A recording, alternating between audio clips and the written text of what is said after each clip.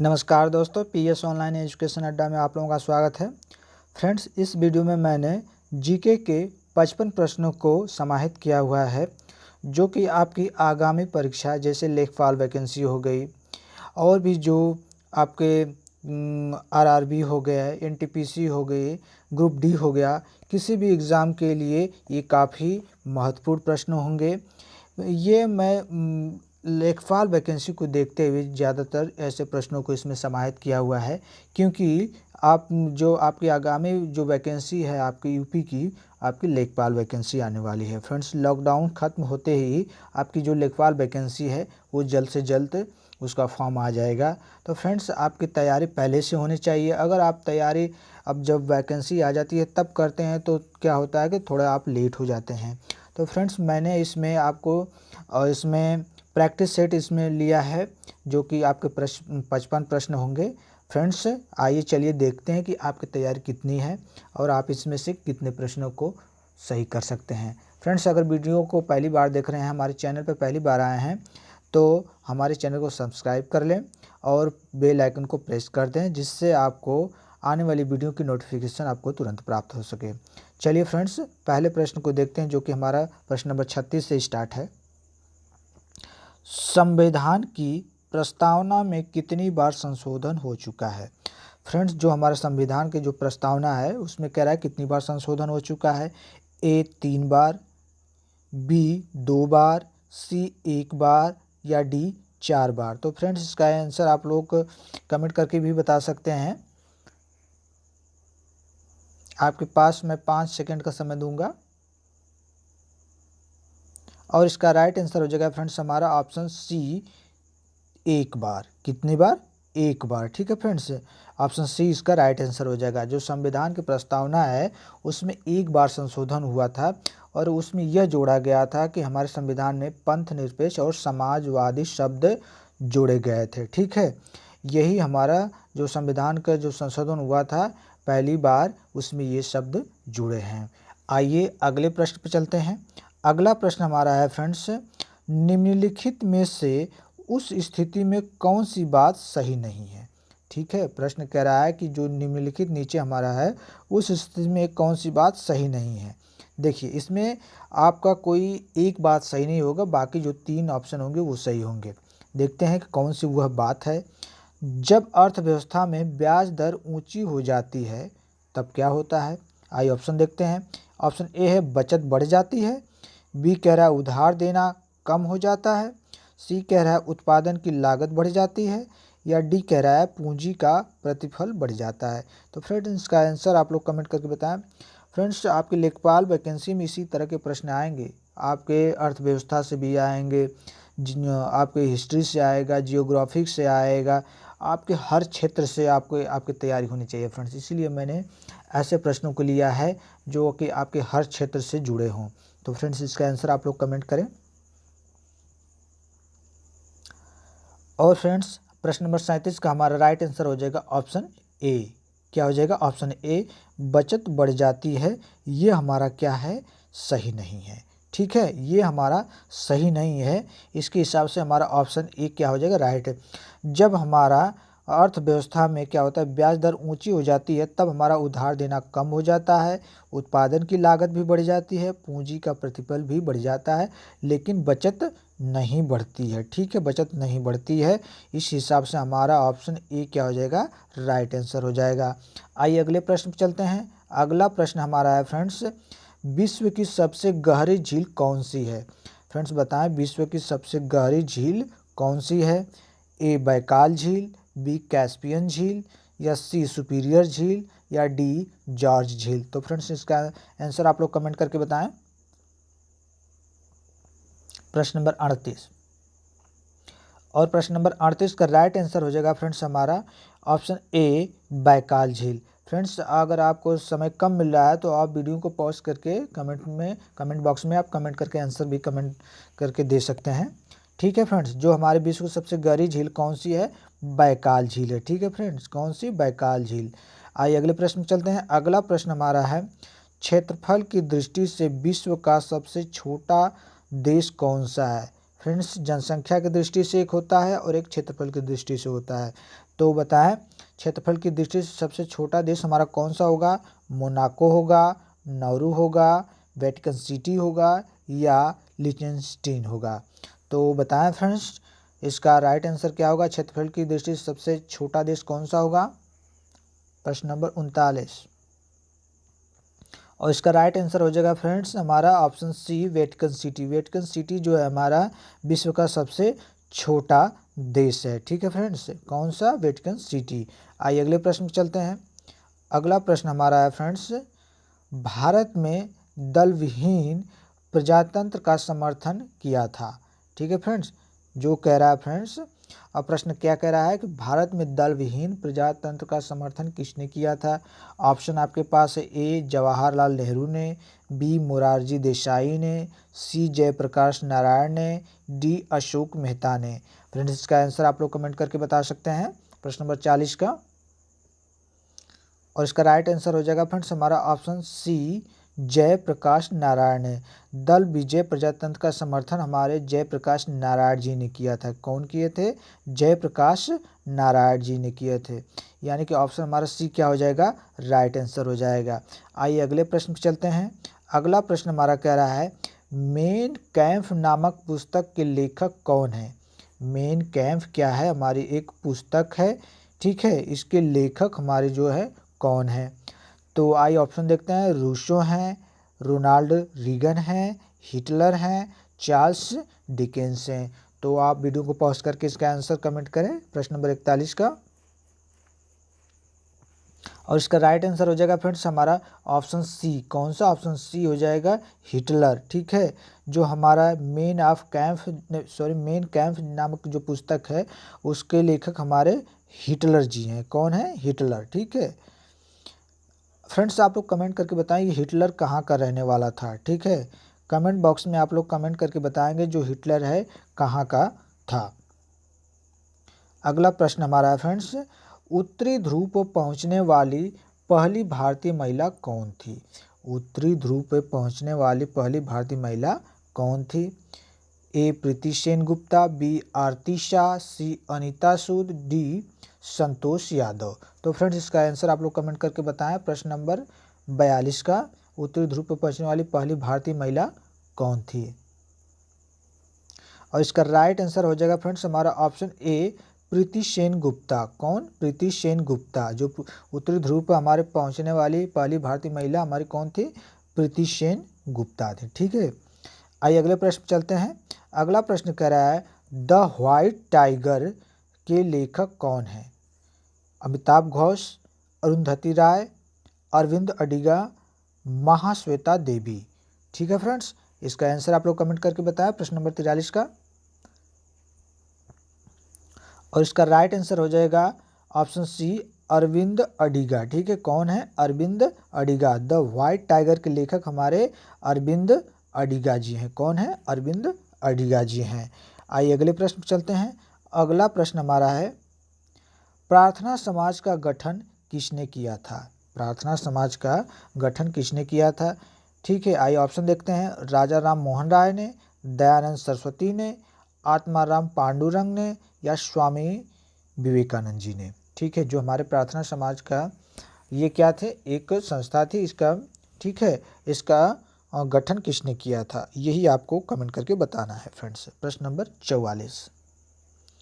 और इसका right answer हो जाएगा फ्रेंड्स हमारा ऑप्शन सी आत्माराम पांडुरंग। जो प्रार्थना समाज का जो हमारे गठन कौन किए थे? आत्माराम पांडुरंग ने। ठीक है फ्रेंड्स, इस हिसाब से हमारा राइट आंसर ऑप्शन सी हो जाएगा। फ्रेंड्स आप लोग कमेंट करके भी आप अपने आंसर को आप देते रहिए फ्रेंड्स। कोई भी आंसर आप जब एक बार लिख देते हैं तो वो आपके लिए काफ़ी समय के लिए वो आपको याद हो जाता है। तो फ्रेंड्स कोई भी चीज़ अगर आपको ज़्यादा दिन तक अगर याद करना है हमेशा के लिए तो उस चीज़ को आप लिखिए। कॉपी कलम लेके आप अपने बुक पे लिखिए, कॉपी पे कहीं भी ज़रूर लिखिए उस प्रश्न का आंसर। प्रश्न नंबर 45 कह रहा है कि संविधान सभा ने संविधान का प्रारूप कब स्वीकृत किया था? ठीक है फ्रेंड्स, संविधान सभा ने संविधान का प्रारूप कब स्वीकृत किया था? ऑप्शन हमारा है 26 नवंबर 1949 को, 26 जनवरी 1949 को, या 26 जनवरी 1950 को, या 28 नवंबर 1949 को। तो फ्रेंड्स प्रश्न नंबर 45 का आंसर आप लोग कमेंट करके बताएं कि जो संविधान सभा का प्रारूप कब स्वीकृत किया गया था। और इसका राइट आंसर हो जाएगा प्रश्न नंबर 45 का हमारा ऑप्शन ए। ठीक है फ्रेंड्स, 26 नवंबर 1949 को जो संविधान सभा का हमारा प्रारूप 26 नवंबर 1949 को स्वीकृत किया गया था। ठीक है फ्रेंड्स, आइए अगले प्रश्न में चलते हैं।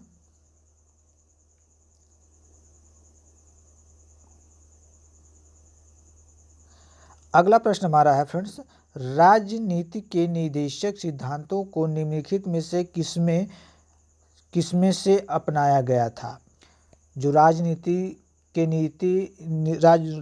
निर्देशक सिद्धांत हैं वो हमारे किस देश से लिया गया है, यही प्रश्न कह रहा है फ्रेंड्स।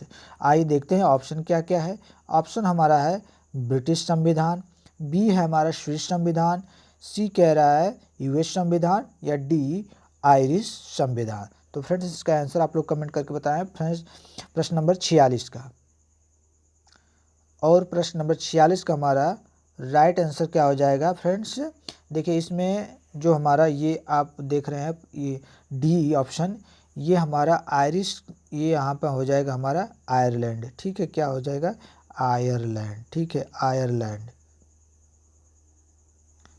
आयरलैंड। ठीक है फ्रेंड्स, आयरलैंड संविधान। तो हमारा ऑप्शन डी ही क्या हो जाएगा राइट आंसर हो जाएगा, आयरलैंड संविधान। आयरिश जो हमारा है आयरलैंड है। जो नीति निर्देशक सिद्धांत जो हमारे कहाँ से किस देश से लिए गए हैं, आयरलैंड से लिए गए हैं फ्रेंड्स। कहाँ से, आयरलैंड से।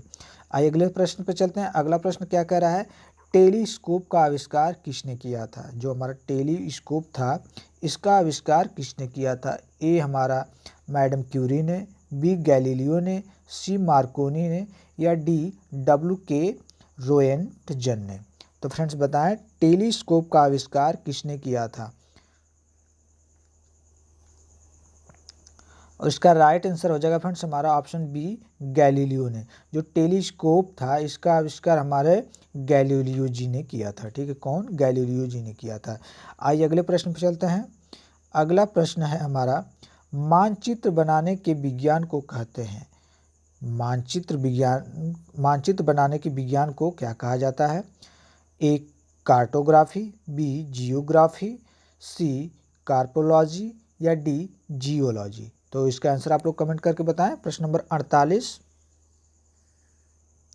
और प्रश्न नंबर 48 का राइट आंसर हो जाएगा फ्रेंड्स हमारा ऑप्शन ए कार्टोग्राफी। ठीक है, क्या होता है मानचित्र जो बनाने का विज्ञान होता है उसको क्या कहा जाता है, कार्टोग्राफी कहा जाता है फ्रेंड्स। ठीक है, यानी ऑप्शन ए हमारा राइट आंसर हो जाएगा। आइए अगले प्रश्न चलते हैं। अगला प्रश्न कह रहा है, निम्नलिखित में से वह व्यक्ति कौन है जिसे भारतीय मिसाइल प्रौद्योगिकी का पिता कहा जाता है। बहुत ही अच्छा प्रश्न है फ्रेंड्स, ये आपको आना चाहिए। इसका आंसर अगर आपको नहीं आ रहा है तो फ्रेंड्स समझिए कि बहुत गलत बात है। इसका आंसर आपको तो आना ही बिल्कुल 100% आना चाहिए। आइए ऑप्शन देखते हैं क्या क्या है। Doctor UR Rao, doctor APJ Abdul Kalam, C है डॉक्टर चिदम्बरम, डी है डॉक्टर होमी भाभा। तो फ्रेंड्स इसका आंसर आप लोग कमेंट करके बताएं। प्रश्न नंबर 49 का राइट आंसर एकदम कमेंट करिए फ्रेंड्स, एकदम आना चाहिए इसका उत्तर प्रश्न नंबर 49 का। और इसका राइट आंसर हमारा हो जाएगा option B doctor APJ Abdul Kalam. कौन हो जाएंगे, doctor APJ Abdul Kalam. Doctor APJ Abdul Kalam को हमारा क्या कहा जाता है, मिसाइल मैन कहा जाता है। यानी इनको पिता भी क्या कहा जाता है, किसका, भारतीय मिसाइल प्रौद्योगिकी का पिता भी कहा जाता है। इन्होंने ही भारत का जो मिसाइल है अग्नि इसको बनाया था। ठीक है, कौन, डॉक्टर APJ अब्दुल कलाम ने बनाया था। तो इसीलिए इनको क्या कहा जाता है, मिसाइल मैन कहा जाता है और भारतीय मिसाइल प्रौद्योगिकी का पिता कहा जाता है। आइए अगले प्रश्न पर चलते हैं। अगला प्रश्न हमारा है, ओजोन में होती है। ठीक है, ओजोन में होती है, क्या होती है, केवल ऑक्सीजन, बी ऑक्सीजन और नाइट्रोजन, सी हाइड्रोजन और कार्बन, सी ऑक्सीजन और कार्बन। तो फ्रेंड्स प्रश्न नंबर 50 का आंसर आप लोग बताएं कि ओजोन में क्या होती है। और फ्रेंड्स इसका राइट आंसर हमारा हो जाएगा प्रश्न नंबर 50 का ए। ठीक है, क्या हो जाएगा, ए हो जाएगा, केवल ऑक्सीजन। ओजोन में हमारे क्या होती है फ्रेंड्स, केवल ऑक्सीजन होती है। ठीक है, हमारे ऑक्सीजन तो होती है लेकिन नाइट्रोजन नहीं होती है, हाइड्रोजन भी नहीं होता है, कार्बन भी नहीं होता है, और यहाँ पे ऑक्सीजन और कार्बन है, तो यहाँ पर ये हमारा आंसर गलत हो जाएगा, यानी ऑप्शन ए हमारा राइट आंसर हो जाएगा, केवल ऑक्सीजन होती है ओजोन में। प्रश्न नंबर 51 कह रहा है कि निम्नलिखित में से किस द्रव का घनत्व सबसे कम है। ठीक है फ्रेंड्स, निम्नलिखित में से किस द्रव का घनत्व सबसे कम है। ए स्वच्छ जल का, बी नमकीन जल का, सी पेट्रोल का, डी मरकरी का। प्रश्न कह रहा है कि किस द्रव का घनत्व जो है सबसे कम होता है, स्वच्छ जल का, नमकीन जल का, पेट्रोल का या मरकरी का। तो फ्रेंड्स इसका आंसर आप लोग कमेंट करके बताएं, प्रश्न नंबर 51।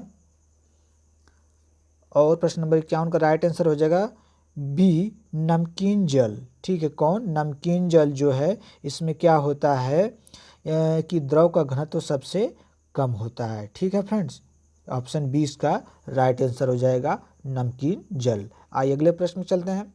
अगला प्रश्न हमारा कह रहा है सर्व शिक्षा अभियान के अंतर्गत किस आयु वर्ग के बच्चे आते हैं। बहुत ही अच्छा प्रश्न, यह प्रश्न काफ़ी परीक्षाओं में पूछा गया है फ्रेंड्स। ठीक है फ्रेंड्स, तो सीटेट में एक बार ये 2018 में पूछा गया था फ्रेंड्स इसका आंसर। तो ये प्रश्न उसमें कुछ अलग तरीके से था। ये सर्व शिक्षा अभियान पे प्रश्न हमेशा बनते हैं फ्रेंड्स, इससे प्रश्नों को आपको रट्टा होना चाहिए। आइए ऑप्शन देखते हैं कि इस प्रश्न का आंसर क्या हो सकता है। ए हमारा है 0 से 14 वर्ष, बी है 6 से 14 वर्ष, सी है 3 से 18 वर्ष, डी है 6 से 18 वर्ष। तो फ्रेंड्स बताएं सर्व शिक्षा जो अभियान है उसके अंतर्गत किस आयु वर्ग के बच्चे आते हैं। आपके सामने 4 ऑप्शन है, कमेंट करके बताएं। प्रश्न नंबर 52 और इसका राइट आंसर हो जाएगा ऑप्शन बी 6 से 14 वर्ष। 6 से 14 वर्ष। ठीक है फ्रेंड्स, 6 से 14 वर्ष के बच्चों को क्या किया गया है, सर्व शिक्षा अभियान के अंतर्गत रखा गया है। ठीक है, और आप लोग बताएंगे कि जो ये 6 से 14 वर्ष के बच्चे सर्व शिक्षा अभियान के अंतर्गत आते हैं, यह कानून कब लाया गया। ठीक है, किस वर्ष ये किस कानून के तहत ये ऐसे बच्चों को रखा जाता है। तो आप लोग इसका आंसर कमेंट करके कमेंट बॉक्स में लिखिए। अगला प्रश्न है फ्रेंड्स सुंदर वन के जंगल को क्या कहा जाता है। बहुत ही अच्छा प्रश्न, सुंदर वन के जंगल को क्या कहा जाता है। ए कह रहा है गुल्म स्कर्ब जंगल, या बी मैंग्रोव, या सी पर्णपाती जंगल जिसे डिसिडुअस फॉरेस्ट कहा जाता है, या टुंड्रा। तो फ्रेंड्स इसका आंसर आप लोग कमेंट करें। प्रश्न नंबर 53 का राइट आंसर हो जाएगा फ्रेंड्स हमारा ऑप्शन बी। क्या हो जाएगा फ्रेंड्स, ऑप्शन बी हो जाएगा मैंग्रोव। क्या हो जाएगा, मैंग्रोव। सुंदरवन को क्या कहा जाता है, मैंग्रोव का जंगल भी कहा जाता है। ठीक है फ्रेंड्स, आइए अगले प्रश्न में चलते हैं। अगला प्रश्न हमारा है शोर को किसमें मापा जाता है। बहुत ही अच्छा प्रश्न फ्रेंड, शोर को किसमें मापा जाता है। ए वाट में, बी रेम में, सी सेंटीग्रेड में, या डी डेसिबल में। बहुत ही अच्छा प्रश्न है फ्रेंड्स, इसका आंसर तो आप लोग ज़रूर कमेंट करिए। प्रश्न नंबर 54 और इसका राइट आंसर हो जाएगा फ्रेंड्स हमारा ऑप्शन डी डेसिबल। जो हमारा शोर, इसे देखिए आपको कंफ्यूज करने के लिए यहाँ पे शोर लिख दिया है, यहाँ पे ध्वनि भी लिख सकता है कभी कभी। ठीक है, शोर ध्वनि अगर हो जाए तो भी आपका आंसर क्या होगा, डेसिबल ही होगा। क्या होगा, डेसिबल होगा। इसलिए इसका राइट आंसर क्या हो जाएगा, ऑप्शन डी डेसिबल। आइए अगले प्रश्न पर चलते हैं। अगला प्रश्न हमारा कह रहा है प्रकाश विद्युत सेल बदलता है। प्रकाश विद्युत सेल बदलता है, किस में बदलता है। यांत्रिक ऊर्जा को वैद्युत ऊर्जा में, ताप ऊर्जा को यांत्रिक ऊर्जा में, प्रकाश ऊर्जा को रासायनिक ऊर्जा में, प्रकाश ऊर्जा को वैद्युत ऊर्जा में। तो फ्रेंड्स इसका आंसर आप लोग कमेंट करके बताएं, प्रकाश विद्युत सेल किस में बदलता है।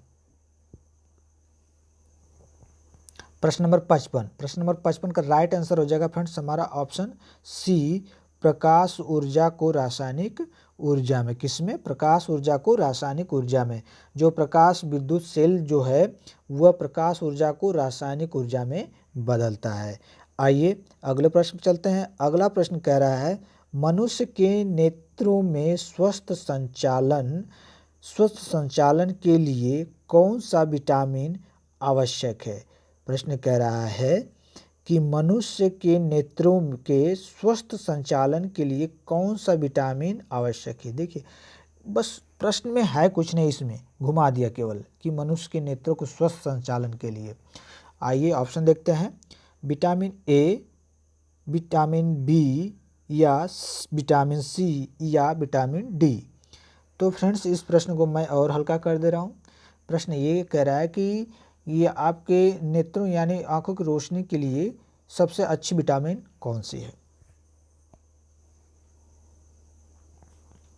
इसका राइट आंसर हमारा हो जाएगा friends option A, vitamin A. ठीक है, ऑप्शन ए विटामिन ए। बहुत अच्छा प्रश्न था और बहुत ही ईजी था। प्रश्न नंबर 56। आइए अगले प्रश्न पर चलते हैं। अगला प्रश्न कह रहा है मानव हृदय के कक्षों यानी कि चैम्बर्स की संख्या है, यानी मानव हृदय के जो कक्षों या जिसे अंग्रेजी में चैम्बर्स कहा जाता है उसकी संख्या कितनी है।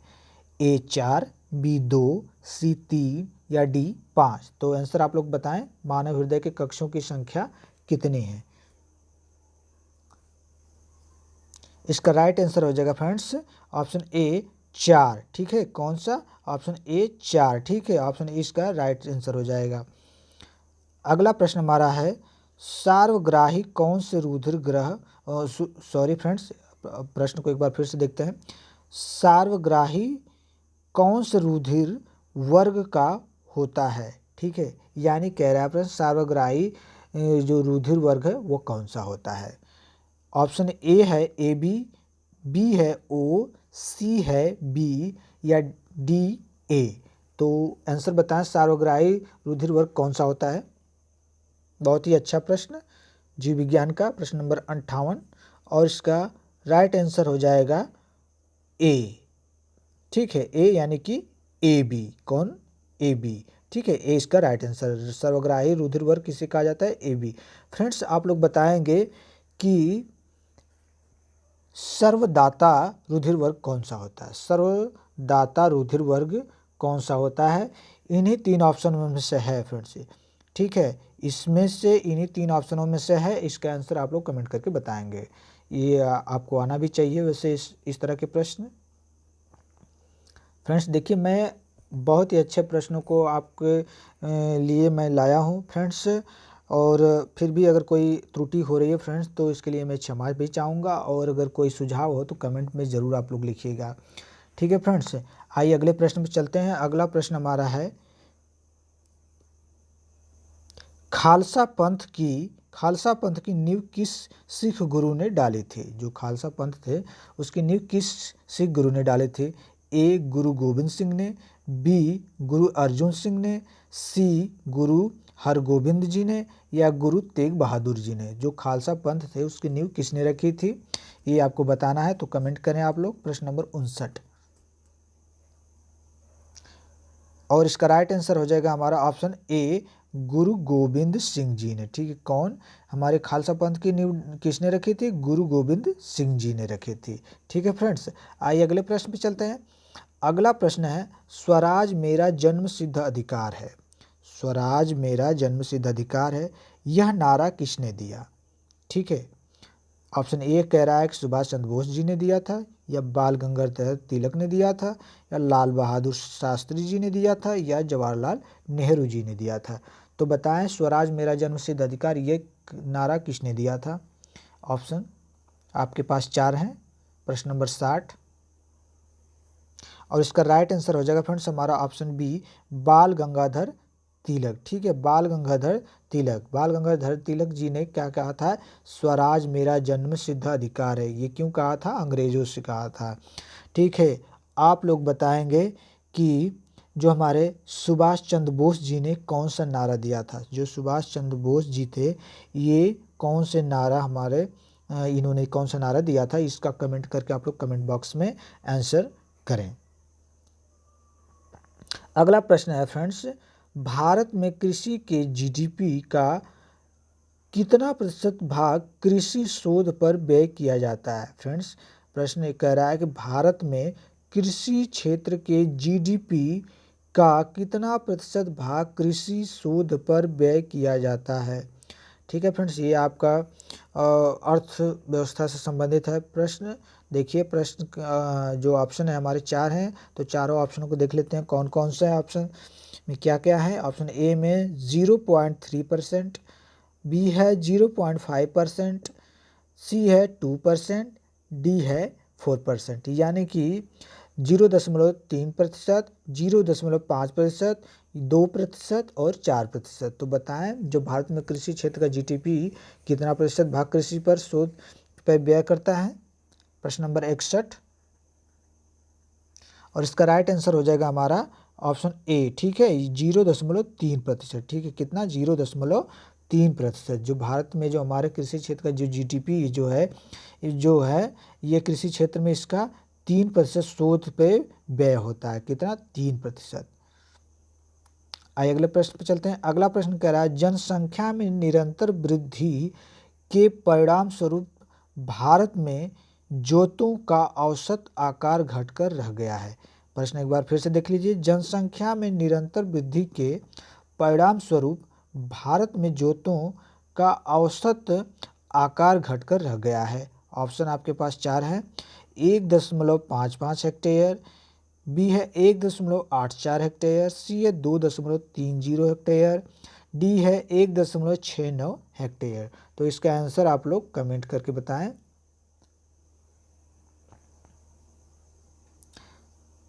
और इसका राइट आंसर हो जाएगा ऑप्शन ए। ठीक है, 1.55 हेक्टेयर। ठीक है फ्रेंड्स, 1.55 हेक्टेयर। आइए अगले प्रश्न पे चलते हैं फ्रेंड्स। अगला प्रश्न हमारा है कुल उर्वरकों के प्रयोग की दृष्टि से विश्व में भारत का स्थान है। ठीक है, कृषि से संबंधित है फ्रेंड्स ये प्रश्न। कुल उर्वरकों के प्रयोग की दृष्टि से विश्व में भारत का स्थान है। ठीक है फ्रेंड्स, लेखपाल की वैकेंसी है, तो इस तरह के प्रश्न तो आपको आने ही है कृषि से संबंधित। तो इस तरह के प्रश्न आपके लिए काफ़ी महत्वपूर्ण हो जाते हैं लेखपाल की वैकेंसी को देखते हुए। तो इसका आंसर आप लोग बताएं। आइए ऑप्शन देख लेते हैं। पहला है, बी तीसरा है, सी चौथा है, डी पांचवा है। तो आंसर आप लोग बताएं कि उर्वरकों की दृष्टि से विश्व में भारत का स्थान कितना है प्रयोग की दृष्टि से। और इसका राइट आंसर हो जाएगा फ्रेंड्स हमारा प्रश्न नंबर 63 का ए। ठीक है, ए जो ऑप्शन है इसका राइट आंसर यानी कि पहला। उर्वरकों के प्रयोग की दृष्टि से विश्व में भारत का कौन सा स्थान है, पहला स्थान है। कौन सा, पहला स्थान है, यानी ऑप्शन ए इसका राइट आंसर हो जाएगा। आइए अगले प्रश्न चलते हैं। अगला प्रश्न कह रहा है विश्व में उर्वरकों का सर्वाधिक प्रयोग कहाँ होता है। ए रूस में, बी चीन में, सी अमेरिका में, डी भारत में। तो फ्रेंड्स आप लोग इसका आंसर बताएं। प्रश्न नंबर 64 और इसका राइट आंसर हो जाएगा फ्रेंड्स ऑप्शन सी अमेरिका में। कहाँ पे, अमेरिका में। ठीक है, विश्व में उर्वरकों का सर्वाधिक प्रयोग कहाँ पे होता है, अमेरिका में होता है। ठीक है फ्रेंड्स, यानी ऑप्शन सी इसका राइट आंसर हो जाएगा। आइए अगले प्रश्न चलते हैं। अगला प्रश्न हमारा कह रहा है आईसीसी क्रिकेट वर्ल्ड कप 2015 का विजेता कौन है। फ्रेंड्स, ये आपका कह सकते हैं कि करंट क्या है, लेकिन ये करंट आपका पुराना हो गया है, तो ये आपका करंट ना होकर आपका एक जीके का प्रश्न हो गया है। तो इसे आपको बताना है कि जो 2015 का आईसीसी क्रिकेट वर्ल्ड कप हुआ था उसका विजेता कौन रहा था। तो आपके पास 4 ऑप्शन है। न्यूजीलैंड, बी ऑस्ट्रेलिया है, सी भारत है, डी श्रीलंका है। तो आंसर आप लोग कमेंट करके बताएं। यह प्रश्न आना चाहिए फ्रेंड्स, क्योंकि वर्ल्ड कप की बात है तो वर्ल्ड कप क्रिकेट तो सभी लोग देखते हैं। तो वर्ल्ड कप की बात है तो वर्ल्ड कप कौन जीता था ये तो सबको पता होना चाहिए 2015 का। प्रश्न नंबर 65 और इसका राइट आंसर हो जाएगा हमारा बी ऑस्ट्रेलिया। ठीक है, ऑस्ट्रेलिया। कौन, ऑस्ट्रेलिया। जो 2015 का वर्ल्ड कप किसने जीता था, आईसीसी, ऑस्ट्रेलिया ने जीता था। आइए अगले प्रश्न पर चलते हैं। अगला प्रश्न है ऑपरेशन फ्लड कार्यक्रम का प्रारंभ कब हुआ था। ऑपरेशन फ्लड का कार्यक्रम कब प्रारंभ हुआ था। Option A 1957, B 1970, C 1975, D 1985। तो फ्रेंड्स आप लोग बताएं कि ऑपरेशन फ्लड का कार्यक्रम कब प्रारंभ किया गया था। प्रश्न नंबर 66 का आंसर आप लोग कमेंट करके बताएं, प्रश्न नंबर 66। और इसका राइट आंसर हो जाएगा फ्रेंड्स हमारा ऑप्शन बी 1970। ठीक है फ्रेंड्स, ऑप्शन बी इसका राइट आंसर हो जाएगा। 1970 में हमारा क्या प्रारंभ हुआ था, ऑपरेशन फ्लड कार्यक्रम। ठीक है, आइए अगले प्रश्न पर चलते हैं। अगला प्रश्न हमारा है, देश में दुग्ध उत्पादन में वृद्धि लाने के उद्देश्य से सघन पशु विकास कार्यक्रम ICTB कब चलाया गया। प्रश्न को एक बार फिर से देख लीजिए। देश में दुग्ध उत्पादन की वृद्धि लाने के उद्देश्य से सघन पशु विकास कार्यक्रम ICTB कब चलाया गया। ऑप्शन आपके पास है 4, 1964 से 65 तक, बी है 1965 से 66 तक, सी है 1966 से 67 तक, डी है 1970 से 1971 तक। तो आप लोग बताएं प्रश्न नंबर 67 का आंसर क्या होगा। और इसका राइट आंसर हो जाएगा फ्रेंड्स हमारा ऑप्शन ए 1964 से 1965 तक। कब से, 1964 से 1965 तक। ठीक है, क्या हुआ था, देश में हमारे दुग्ध उत्पादन में वृद्धि लाने के लिए क्या हुआ था, उद्देश्य एक लाया गया था जो कि सघन पशु विकास कार्यक्रम था। ठीक है, आइए अगले प्रश्न में चलते हैं। अगला प्रश्न हमारा है, भारत के दुग्ध उत्पादन में भैंस, गाय और बकरी का हिस्सा क्रमशः है। ठीक है, ये दुग्ध उत्पादन की बात हो रही है फ्रेंड्स। देखिए इसमें आप लोग तो एकदम गेस भी कर सकते हैं, क्योंकि जो सबसे कम होगा वो तो बकरी का होगा। ठीक है, फिर इसके बाद सबसे ज़्यादा किसके का हो सकता है, आपका भैंस का हो जाएगा, गाय का हो जाएगा। अब इन दोनों में कन्फ्यूजन है, तो ये दोनों आपका आना चाहिए। सबसे कम तो बकरी का होगा, इसको आप गेस कर सकते हैं, तो आप गेस करके बताएं। ऑप्शन आपके पास है ए 46%, 50%, 4%, बी है आपका 50%, 46%, 4%, सी है 55%, 40%, 5%, डी है 52%, 46%, 2%। तो आप लोग कमेंट करके बताएं 68 का। और इसका राइट आंसर हो जाएगा फ्रेंड्स हमारा ऑप्शन बी। कौन, ऑप्शन बी 50%, 46% और 4%। ठीक है, भैंस का आपका 50% है, गाय का आपका 46% है और बकरी का 4% है। ठीक है, दुग्ध उत्पादन भारत में। आइए अगले प्रश्न पर चलते हैं। अगला प्रश्न हमारा है, भारत में ऑपरेशन फ्लड या श्वेत क्रांति के सूत्रधार कौन माने जाते हैं। ठीक है, भारत में ऑपरेशन फ्लड या श्वेत क्रांति के सूत्रधार कौन माने जाते हैं। ऑप्शन आपके पास है 4, Norman Borlaug, B MS Swaminathan, B Verghese Kurien, D Amrita Patel. प्रश्न नंबर 69 का आप लोग आंसर कमेंट करके बताएं 69। और इसका राइट आंसर हो जाएगा फ्रेंड्स हमारा सी वर्गीज कुरियन। ठीक है, सी वर्गीज कुरियन जो है भारत में ऑपरेशन फ्लड या श्वेत क्रांति की क्या थे, सूत्रधार थे फ्रेंड्स आप लोग बताएं कि भारत में कृषि में क्रांति का जो है श्रेय किसको दिया जाता है। तो इन्हीं आपके ऑप्शनों में है वो आंसर, आप इसमें से देखकर कमेंट करके कमेंट बॉक्स में आप लोग उसका आंसर दें। प्रश्न नंबर 70 कह रहा है, इफ़को क्या है। बहुत ही अच्छा प्रश्न, जो कृषि करते होंगे जो स्टूडेंट वो तो बता देंगे। ए आपका दुग्ध उत्पादन संघ है, बी भारतीय कृषक खाद्यान्न सहकारी संस्था है, सी भारतीय कृषक उर्वरक सहकारी संस्था है, या डी उपरोक्त में से कोई नहीं। बहुत अच्छा प्रश्न, और ये तो आना चाहिए फ्रेंड्स, प्रश्न नंबर 70। और इसका राइट आंसर हो जाएगा फ्रेंड्स हमारा ऑप्शन सी, भारतीय कृषक उर्वरक सहकारी संस्था, जो इफ़को हम कहते हैं ना, इफ़को खाद मिलता है कॉपरेटिव पे, तो यही हमारा फ्रेंड्स है कि इसको क्या कहा जाता है, भारतीय कृषक उर्वरक सहकारी संस्था। आइए अगले प्रश्न चलते हैं। अगला प्रश्न हमारा है, NPK का संपूर्ण देश के लिए आदर्श अनुपात क्या है। NPK का संपूर्ण देश के लिए आदर्श अनुपात क्या है। ऑप्शन ए 4:2:1, बी है 2 संबंध है 4 संबंध है 1, सी है 4 संबंध है 1 संबंध है 2, या डी है 4 संबंध है 3 संबंध है 2। तो आप इसका आंसर कमेंट करके बताएं। फ्रेंड्स, ये कृषि से संबंधित प्रश्न है और आपको इसी तरह से प्रश्न मिलेंगे। आप लोगों के लिए ये प्रश्न नया हो सकता है, लेकिन आपको लेखपाल में इस तरह के प्रश्न जरूर मिलेंगे फ्रेंड्स। तो ऐसे प्रश्नों को आप लोग ज़रूर हल करें। अगर आपको आता है तो ठीक है, नहीं आता है तो आप इसको देख लीजिए। प्रश्न नंबर 71 और इसका राइट आंसर हो जाएगा फ्रेंड्स हमारा ऑप्शन ए, 4 संबंध है 2 संबंध है 1। ठीक है, एनपीके का संपूर्ण देश के लिए आदर्श अनुपात हमारा 4 संबंध है 2 संबंध है 1 है। आइए प्रश्न नंबर 72 पर चलते हैं। प्रश्न नंबर 72 कह रहा है नीली क्रांति का संबंध निम्नलिखित में से किससे है? ए, नील की कृषि से, बी, मुर्गी पालन, सी, मत्स्य पालन, डी, पीने योग्य जल की उपलब्धता।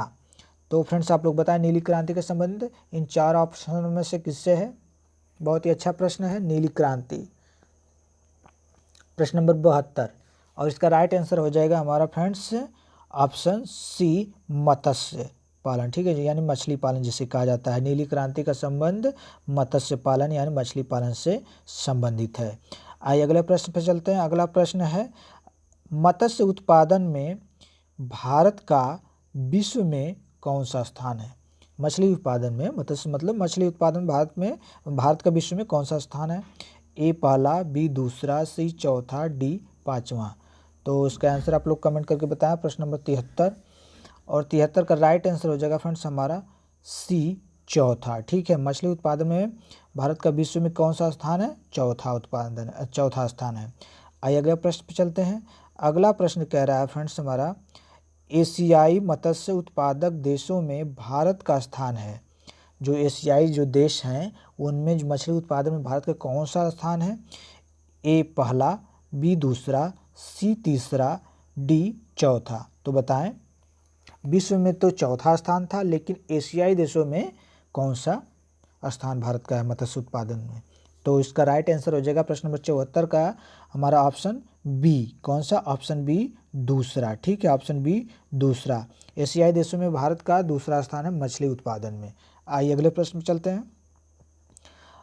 अगला प्रश्न कह रहा है एशियाई मत्स्य उत्पादक देशों में प्रथम स्थान किस देश का है? एशियाई मत्स्य उत्पादक देशों में प्रथम स्थान किसका है? भारत का दूसरा था और प्रथम स्थान पूछा है। तो देखते हैं ऑप्शन क्या क्या है। भारत, बांग्लादेश, चीन, जापान। तो आंसर आप लोग कमेंट करके बताएं। ये तो पहले ही कट गया फ्रेंड्स, 3 आपके पास बचे हैं। 3 में से आंसर आप लोग कमेंट करके बताएं। प्रश्न नंबर 75 और इसका राइट आंसर हो जाएगा फ्रेंड्स हमारा प्रश्न नंबर 75 का ऑप्शन सी। कौन सा? ऑप्शन सी, यानी कि चीन। चीन जो है क्या है? एशियाई देशों में मछली उत्पादन में पहले नंबर पे है। ठीक है, कौन? चीन। आइए अगले प्रश्न चलते हैं। अगला प्रश्न कह रहा है निम्नलिखित में से किसमें माइक्रो प्रोसेसर नहीं होता? फ्रेंड्स, ये कंप्यूटर संबंधी आपको प्रश्न है। तो आपको कंप्यूटर से भी प्रश्न देखने को मिलेंगे फ्रेंड्स, क्योंकि कंप्यूटर ऐसा विषय बन गया है कि जो कि इसे 2-4 प्रश्न हर एग्ज़ाम में पूछे जा रहे हैं।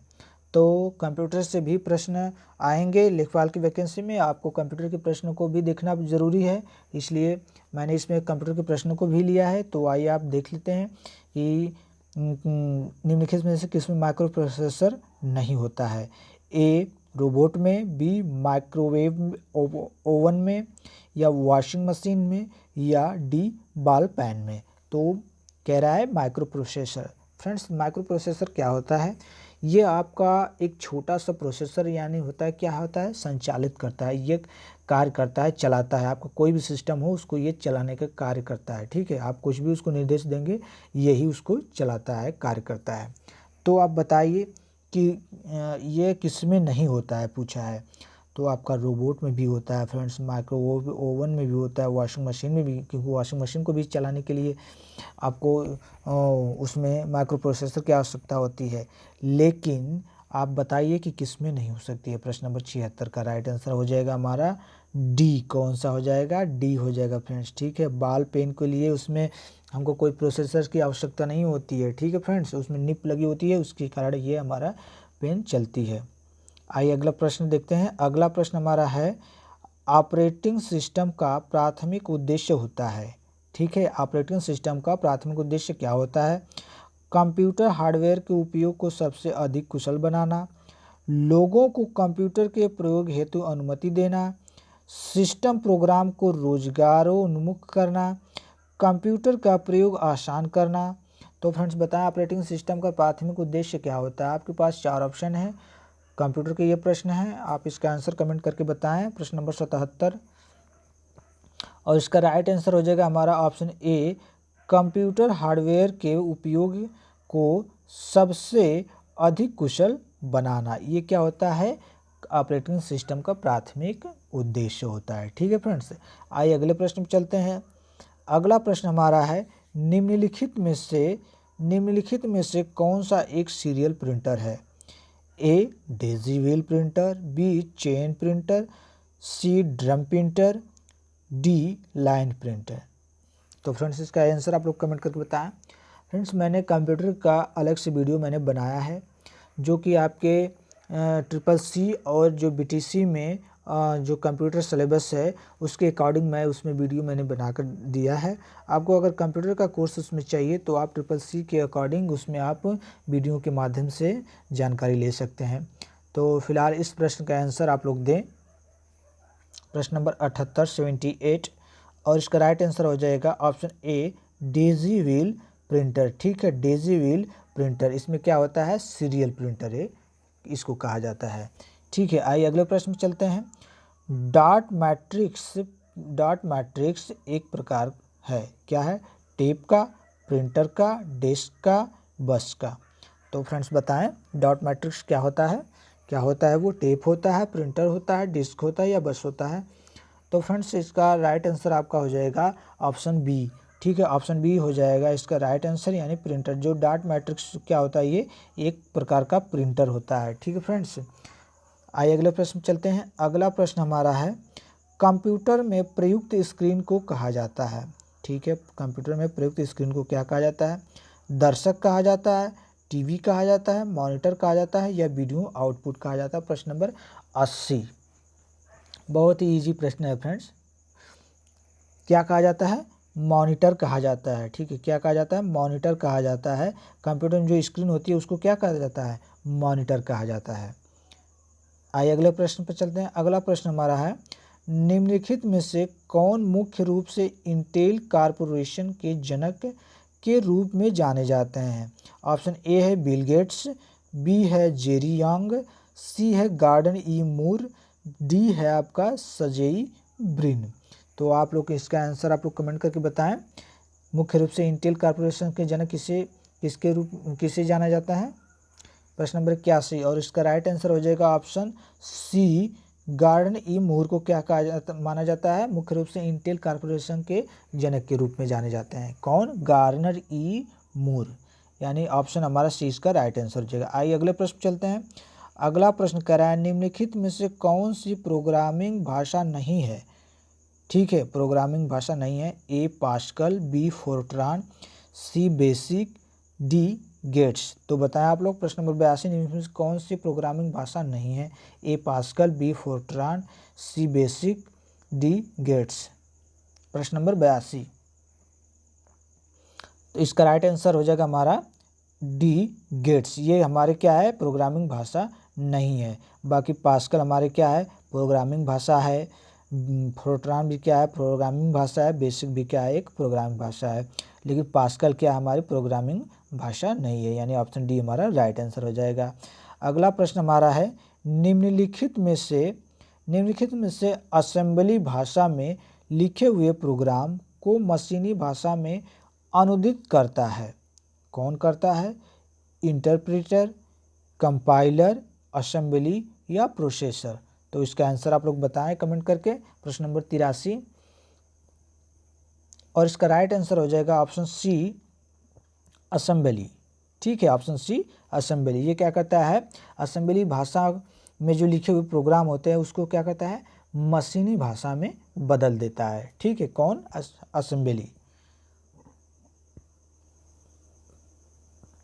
अगला प्रश्न है फ्रेंड्स, एमएस डॉस है क्या है, एक प्रकार का क्या है, सिस्टम भाषा है या ऑपरेटिंग सिस्टम है, बहुभाषीय टेक्स्ट है या सॉफ्टवेयर या हार्डवेयर, सॉफ्टवेयर हार्डवेयर है। तो फ्रेंड्स बताएं MS DOS क्या है। देखिए फ्रेंड्स, MS DOS पहले जब हमारा कंप्यूटर बना था तो फ्रेंड्स जो ऑपरेटिंग सिस्टम होते हैं, ठीक है, जो कंप्यूटर को चलाते हैं, तो उसमें हमारा जो ऑपरेटिंग सिस्टम था तो उसमें क्या होता था, कीबोर्ड की हमको ज़रूरत नहीं पड़ती थी, कीबोर्ड की आवश्यकता पड़ती थी, हमको माउस की ज़रूरत नहीं पड़ती थी, हम सारा काम कीबोर्ड के ज़रिए करते थे। तो और उस समय जो हमारा ऑपरेटिंग सिस्टम था कौन सा था, MS DOS था। कौन सा, MS DOS ऑपरेटिंग सिस्टम था। ठीक है, ये हमारा ऑपरेटिंग सिस्टम था। तो इस हिसाब से हमारा राइट आंसर क्या हो जाएगा, ऑप्शन बी, ऑपरेटिंग सिस्टम। ठीक है, MS DOS क्या है, एक प्रकार का ऑपरेटिंग सिस्टम है। आइए अगले प्रश्न पर चलते हैं। अगला प्रश्न है, निम्न में से कौन सा विंडो का कार्य नहीं है। विंडो का कार्य नहीं है। आइए ऑप्शन देखते हैं। डाटा और सूचनाओं को यूज़र के इच्छित प्रारूप में स्क्रीन पर प्रस्तुत करना। बी है डाटा और प्रोग्राम पर क्रियाओं को संपन्न करने के लिए मेनू कमांड और विभिन्न कमांड बटन प्रस्तुत करना। सी है स्क्रॉलिंग डॉट डॉट के लिए स्क्रॉल बार प्रदर्शित। डी है बॉर्डर और कॉर्नर के द्वारा आकार में परिवर्तन नहीं करना। तो फ्रेंड्स आंसर इसका आप लोग कमेंट करें, थोड़ा सा लंबा है फ्रेंड्स। प्रश्न नंबर 85। फ्रेंड्स इसका आंसर मैं आप लोगों को बता दे रहा हूँ, अगर आपको आ रहा है तो ठीक, नहीं आ रहा है तो ऑप्शन डी, बॉर्डर और कॉर्नर के द्वारा आकार में परिवर्तन नहीं करना। ये क्या होता है, विंडो का एक कार्य नहीं होता है। ठीक है, बाकी हमारे जो तीन है ये कार्य होता है किसका, विंडो का कार्य होता है। ठीक है, इन तीनों का होता है विंडो का कार्य, लेकिन बॉर्डर और कॉर्नर के द्वारा आकार में परिवर्तन नहीं, इसका ये कार्य नहीं होता है। आइए अगले प्रश्न चलते हैं। अगला प्रश्न कह रहा है, कंप्यूटर में दिए जाने वाले निर्देश लिखे जाते हैं। जो कंप्यूटर में दिए जाने वाले निर्देश होते हैं किस में लिखे जाते हैं। ए है बाइनरी अंक 1 और 0 में। दूसरा है 2 और 3 में। तीसरा है 1 और 2 में। चौथा है 9 और 0 में। तो फ्रेंड्स इसका आंसर आपको आना चाहिए। कंप्यूटर के लगभग हर कोई अगर कंप्यूटर थोड़ा बहुत जानकारी रखता होगा तो ज़रूर जानता होगा कि कंप्यूटर जो है हमारी कौन सी भाषा समझता है, बाइनरी सिस्टम की भाषा समझता है। और बाइनरी सिस्टम में कौन से हमारे अंक होते हैं, 0 और 1। कौन से अंक होते हैं, 0 और 1 अंक होते हैं। कंप्यूटर यही भाषा हमारा क्या करता है, समझता है। यानी कि इस हिसाब से हमारा राइट आंसर ए हो जाएगा, बाइनरी अंक 1 और 0। ठीक है, 1 की स्थिति में क्या होता है, कंप्यूटर हमारा चालू होता है और 0 की स्थिति में हमारा कंप्यूटर बंद होता है। ठीक है फ्रेंड्स, ये बाइनरी सिस्टम का कोडिंग होता है कंप्यूटर में। अगला प्रश्न हमारा क्या है, अगला प्रश्न हमारा है, निम्नलिखित में से कौन सा असेंबली भाषा का लाभ नहीं है। ऑप्शन ए, यह प्रोग्रामर के समय की बचत करती है। बी, इससे निर्देशों में त्रुटियां कम होती हैं। सी, त्रुटियां शीघ्र नहीं जांची जा सकती। या डी, मशीनी भाषा की अपेक्षा असेंबली भाषा का निर्देश में बदलाव या नवीनीकरण यानी मॉडिफिकेशन शीघ्रता से किया जा सकता है। फ्रेंड्स इसका आंसर आप लोग कमेंट करके बताएं। फ्रेंड्स अगर इसका आंसर नहीं आ रहा है तो मैं जल्दी से इसका आंसर बता दे रहा हूँ। इसका आंसर सी हो जाएगा फ्रेंड्स। ठीक है, त्रुटियां शीघ्र नहीं जांची जा सकती हैं, जो होती है हमारी असेंबली भाषा का यह लाभ नहीं होता है, क्या कि त्रुटियां शीघ्र इसमें जांची नहीं जा सकती। आइए अगले प्रश्न पर चलते हैं। अगला प्रश्न हमारा है, वे कंप्यूटर भाषाएं जिनके निर्देश अंग्रेजी भाषा में लिखे जाएं और उन्हें अन्य विशेष प्रोग्राम के द्वारा मशीनी भाषा में अनुदित किया जा सके उसे कहते हैं। ठीक है फ्रेंड्स, क्या कहते हैं, निम्न स्तरीय भाषा, मध्य स्तरीय भाषा, उच्च स्तरीय भाषा या मशीनी भाषा। फ्रेंड्स प्रश्न नंबर 88 और इसका आंसर हमारा राइट हो जाएगा ऑप्शन सी, उच्च स्तरीय भाषा। कौन सा, उच्च स्तरीय भाषा। ठीक है, आइए अगले प्रश्न चलते हैं। अगला प्रश्न हमारा है, फोरट्रान, फोरट्रान शब्द किसकी संक्षिप्त रूप है। ठीक है, फोरट्रान शब्द किसका संक्षिप्त रूप है। ऑप्शन आपके पास है, ए, यह है फॉर ट्रांसलेशन, ठीक है। इसके बाद है बी फार्मूला ट्रांसलेशन, सी है आपका फॉर्म ऑफ ट्रांसलेशन, डी है फॉर्मेशन ऑफ ट्रांसलेशन। तो आप लोग बताएं संक्षिप्त जो फोरट्रान है किसका मतलब कह सकते हैं छोटा रूप है। आपके पास 4 ऑप्शन है प्रश्न नंबर 89 और इसका राइट आंसर हो जाएगा ऑप्शन ए फार्मूला ट्रांसलेशन। क्या होता है इसमें फार्मूला के जरिए क्या होता है कोडिंग की जाती है, ठीक है। ये एक भाषा है। अगले प्रश्न पर चलते हैं। अगला प्रश्न और इस वीडियो का आखिरी प्रश्न है फ्रेंड्स, निम्न में से कौन सी भाषा समस्या पर आधारित भाषाओं की श्रेणी में आती है, ठीक है फ्रेंड्स। निम्न में से कौन सी भाषा समस्या पर आधारित भाषाओं की श्रेणी में आती है। Option A MS SQL, B है ओरेकल, सी है फॉक्स प्रो या डी ए सभी। तो बताएं समस्या पर आधारित भाषाओं की श्रेणी में कौन सी आती है। बहुत ही अच्छा प्रश्न, प्रश्न नंबर 90 का, और इसका राइट आंसर हो जाएगा फ्रेंड्स ऑप्शन डी ए सभी, ठीक है। ये जो MS SQL ओरेकल फोरट्रान ये क्या है एक उच्च स्तरीय की भाषा है। इनमें क्या होता है समस्याएं होती हैं, जटिलताएं होती हैं, ठीक है फ्रेंड्स। तो इस तरह से मैंने फ्रेंड्स आप लोगों को इस वीडियो में 55 प्रश्न आप लोगों को दिया, जो कि मैं काफ़ी इसको कह सकते हैं कि मैंने अलग अलग जगह से खोजा था, ठीक है फ्रेंड्स। ये आपके लिए आपकी आगामी परीक्षा लेखपाल के लिए बहुत ही महत्वपूर्ण हो सकते हैं। तो फ्रेंड्स इन सारे प्रश्नों को आप ज़रूर एक बार देखिए, ठीक है। अगर आपको इनमें से अगर कह सकते हैं 50 प्रश्न 40 प्रश्न जो भी प्रश्न आए हों आपके लिए बहुत ही अच्छी बात है। जो नहीं आए हों उनका आंसर आप लोग नोट कर लीजिएगा, ठीक है फ्रेंड्स। आखिर में बस यही आपसे कहूँगा कि आप अपनी तैयारी को कंटिन्यू किए रहिए, घर में रहिए, सुरक्षित रहिए, ठीक है फ्रेंड्स। इस वीडियो में बस इतना ही, और लास्ट में यही कहूँगा कि अगर वीडियो को आपने शेयर नहीं किया तो शेयर कर दीजिए और लाइक कर दीजिए और चैनल को सब्सक्राइब कर लीजिए। थैंक यू, धन्यवाद।